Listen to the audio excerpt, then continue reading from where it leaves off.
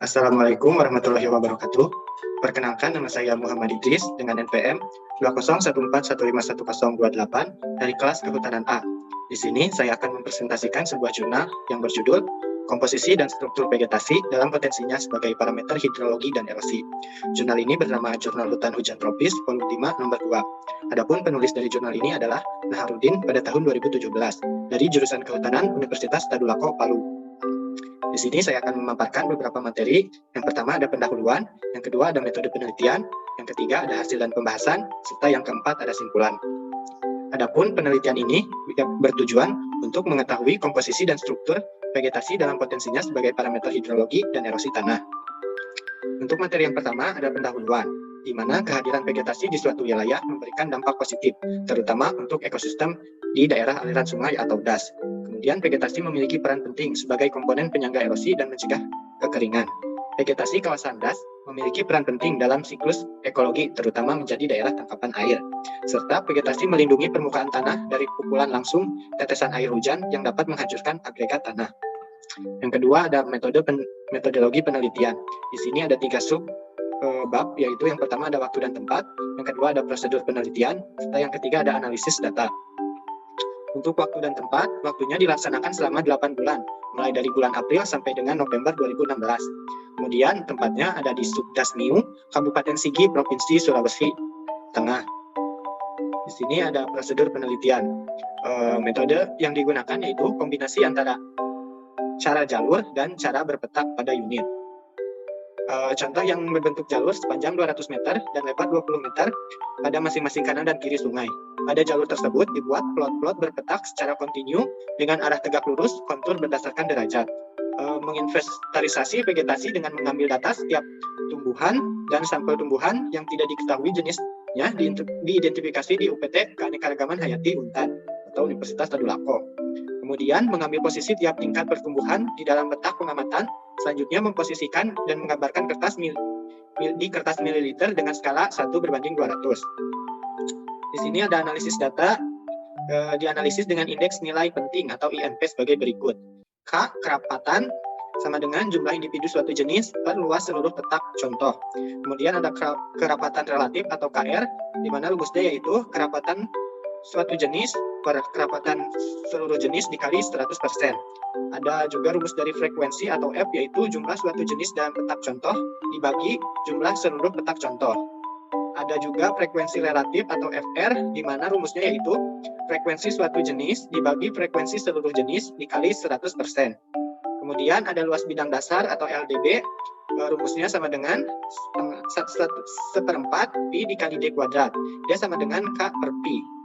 Kemudian ada dominasi, di mana luasnya itu luas bidang dasar suatu jenis dibagi luas seluruh petak contoh. Kemudian ada dominasi relatif atau DR, rumusnya yaitu dominasi suatu jenis dibagi dominasi seluruh jenis dikali 100%, di mana keterangannya INP tingkat lanjut pancang, tiang, dan pohon penjumlah dari sama dengan KR ditambah FR ditambah DR. INP tingkat semai penjumlahannya dari KR ditambah FR. Kemudian untuk mengetahui struktur vegetasi dianalisis secara kuantitatif dengan membuat diagram struktur secara vertikal. Data yang dikumpulkan tiap individu vegetasi berupa diameter batang pohon setinggi dada, tinggi total tajuk dan ukuran tajuk luar. Yang ketiga ada lebar tajuk sesuai dengan arah mata angin, dan yang keempat ada jarak dan posisi individu vegetasi tiap titik sumbu X dan Y. Kemudian ada materi yang ketiga yaitu hasil dan pembahasan, di mana terdiri dari 3 submateri juga, yaitu ada komposisi jenis, dominasi jenis, dan struktur vegetasi. Untuk komposisi jenis vegetasi merupakan susunan dan jumlah individu yang terdapat dalam suatu komunitas tumbuhan.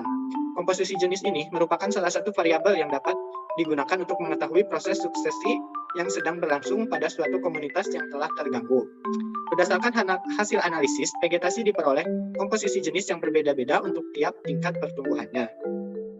Kemudian di sini ada tabel 1, komposisi jenis, suku, dan individu vegetasi tingkat pohon, tiang, pancang, dan semai.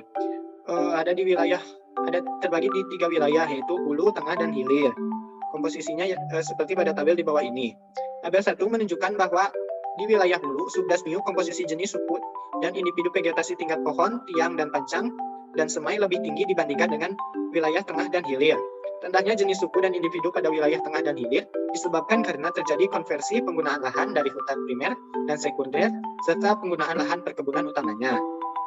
Kemudian keberhasilan setiap jenis untuk mengokupasi suatu area dipengaruhi oleh kemampuannya beradaptasi secara optimal terhadap seluruh faktornya, yaitu ada faktor lingkungan fisik, terdiri dari temperatur, cahaya, suhu, struktur tanah, kelembaban, dan lain-lain. Yang kedua ada faktor biotik, yang terdiri dari interaksi antar jenis, kompetensi, parasitisme, dan lain-lain.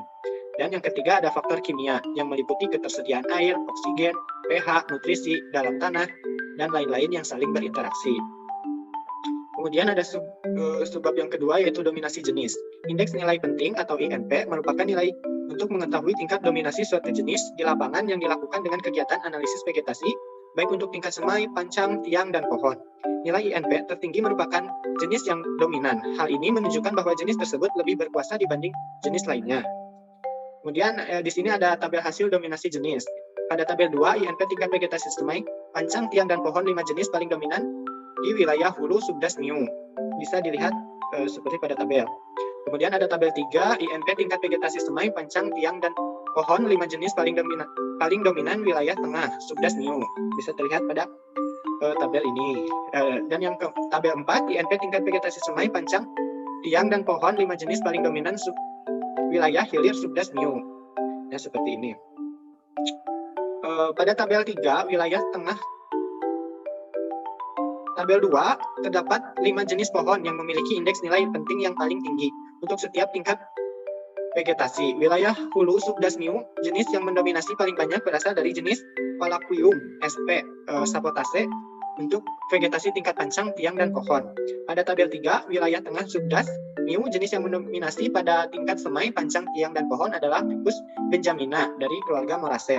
Kemudian dari tabel 4, jenis yang mendominasi pada tingkat semai adalah Ficus benjamina dari keluarga Moraceae, tingkat pancang dan tiang ada Ficus carica dari keluarga Moraceae, sedangkan pada tingkat pohon adalah jenis Artocarpus integra dari keluarga Moraceae juga.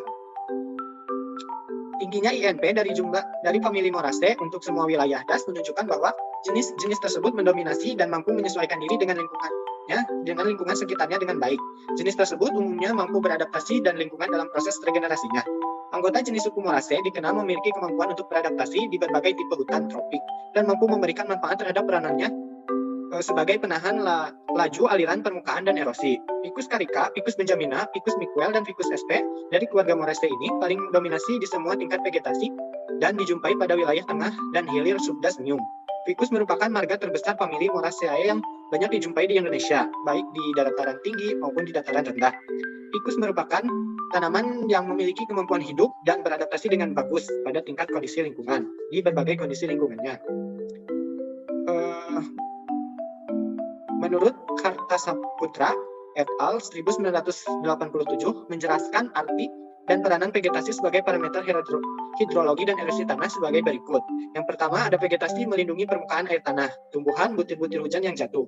Yang kedua, adanya sisa-sisa tanaman berupa daun, ranting, dan sisa tanaman yang lainnya di atas permukaan tanah dan membentuk lapisan humus.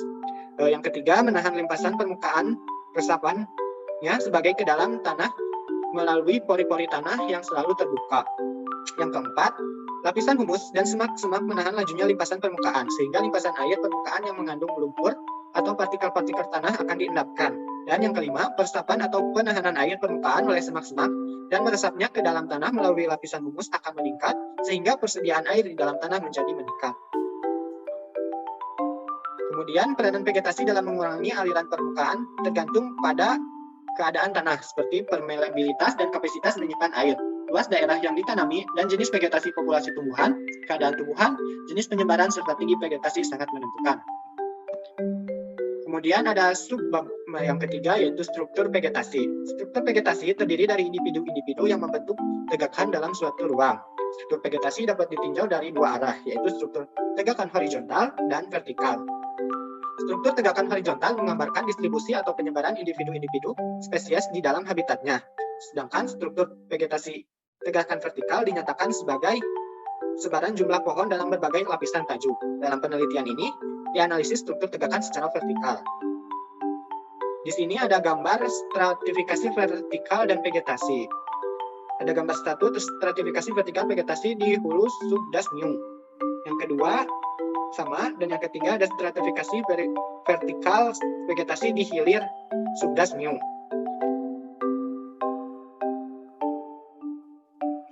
Berdasarkan gambar 1, 2, dan 3, terdapat 4 stratifikasi vegetasi di subdas New, yaitu 1. Stratum B terdiri dari pohon-pohon yang tingginya 20-30 meter, tajuknya kontinu, batang pohon biasanya banyak bercabang, batang bebas, cabang tidak terlalu tinggi. Yang kedua ada stratum C terdiri dari pohon-pohon yang tingginya 4-20 meter, tajuknya kontinu, pohon-pohon dalam stratum ini rendah, kecil, banyak bercabang. Yang ketiga ada stratum D terdiri dari lapisan perdu dan semak tingginya 1-4 meter. Dan yang keempat ada stratum E yaitu lapisan tumbuhan-tumbuhan penutup tanah. Menurut Rehulina et al. 2014, stratum menunjukkan kelas umur dari masing-masing penyusun hutan. Kemudian stratifikasi vegetasi sangat penting kaitannya dalam aspek hidrologi dan erosi tanah. Variasi stratifikasi berkaitan dengan kemampuannya untuk menginterseksikan air. Menurut Kadir 2015, vegetasi hutan dengan struktur dan komposisi serta penyebarannya sangat luas akan mempunyai peran penting dalam pengendalian daur air. Dalam potensi sebagai parameter hidrologi dan erosi tanah, vegetasi dengan stratum S seperti rumput-rumputan sangat baik dalam meminimalisir terjadi aliran permukaan dan erosi di samping faktor biofisik lainnya. Di sini materi keempat yaitu kesimpulan. Adapun kesimpulannya yaitu komposisi jenis vegetasi pada wilayah hulu subdas New terdiri dari 19-44 jenis, 13-22 suku, dan individu per H 112-693. Wilayah tengah terdiri dari 11-20 jenis, 8-13 suku, dan individu per hektarnya 83-192.